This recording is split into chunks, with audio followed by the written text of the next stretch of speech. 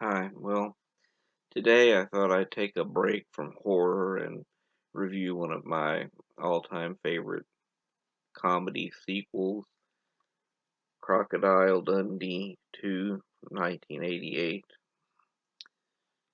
Here's the poster. And before I review it, I'll just give a quick synopsis of the first film. The first film really doesn't have too much of a plot to it, so it's pretty simple. So I can get that out of the way and then talk about the second film, which I think is superior in a lot of ways. Well, the first film is about an American journalist who travels to the Australian outback because she heard stories about this guy who survived a really vicious crocodile attack, and she ends up in a pub in a place called Walkabout Creek, and she meets the owner of the tour company called Never Never Safaris, and his name is Walter Riley, and he knows this man that she's come to meet, whose name is Michael J. Crocodile Dundee, goes by Mick Dundee. She meets him and finds out that he's kind of this really eccentric, hard drinking, kind of childish kind of a guy, and her very first impressions of him aren't really all that great, but she eventually comes to like him, and he comes to like her. And when she goes back to New York City, she invites him to come because he's never been anywhere besides the Australian outback. And when he gets to New York, he's completely out of his element. It really is one of the better fish out of water stories. But at the very end of the movie, Sue leaves her fiance because she's fallen in love with Mick, and just as Mick is about to get on the subway train and leave the city, she tracks him down, and they, you know, embrace, and Mick decides to stay in New York with her, and the part two picks up just like a few weeks after that, and Sue's ex-husband is in Colombia, South America, and he's taking photographs of a drug exchange and witnesses a murder, and is chased down by the drug cartel and murdered, but not before he sends pictures that he took of the murder he witnessed to Sue, and the thugs find out about it and kidnap Sue, and Mick, with the help of some inner city punks, manages to break into the mansion of this drug dealer named Rico and rescue Sue, and takes her back with him to Walkabout Creek because he knows that that's the only place that he'll really be able to protect her from these people. They want to kill the both of them at this point, and they eventually do track them down, and Mick really does manage to get the upper hand pretty quickly. Um, his method of taking care of the bad guys is pretty ingenious and very, very entertaining. Mick and Sue are walking through the woods, and he tells her to take her bra off. And she cracks a joke saying, well, this is hardly the time, or something like that, which is kind of funny. And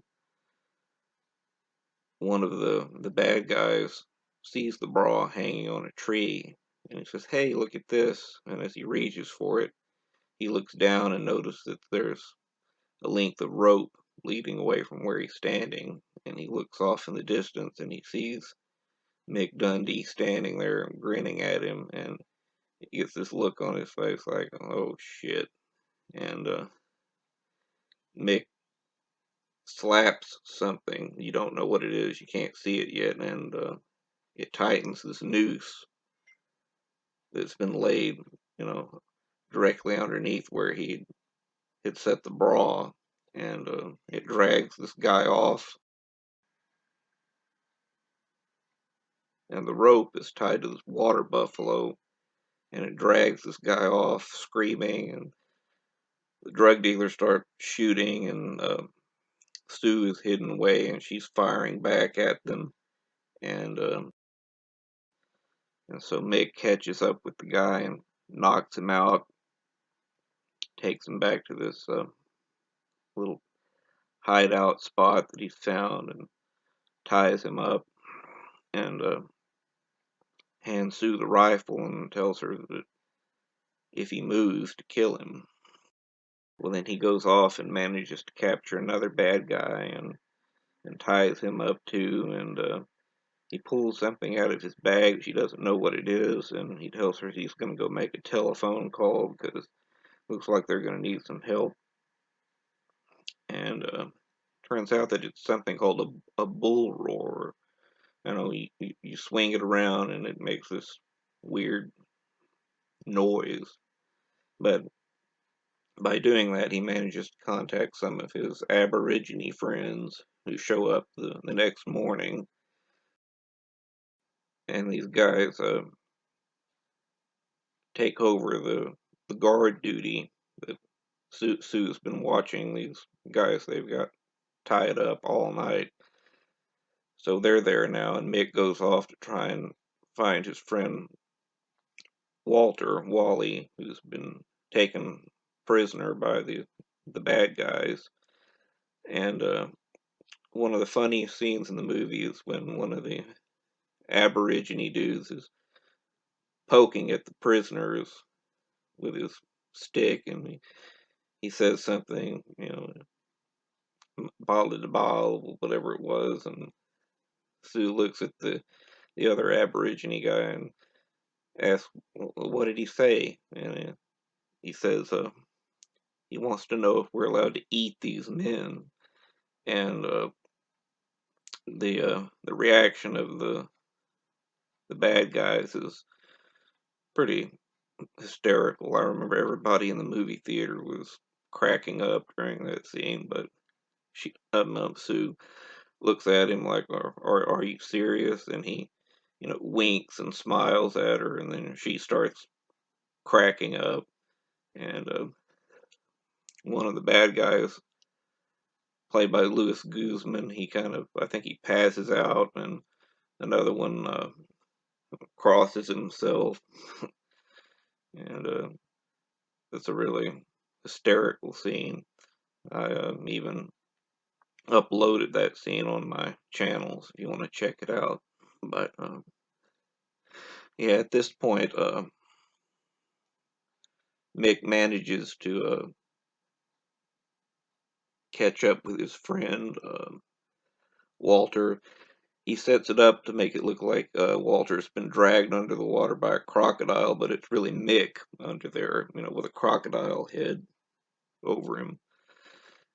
So the bad guys think that Walter has been killed by a crocodile, so then there are only two of them left. The rest of the bad guys have either been knocked out, uh, well, there's another really good scene where one of the bad guys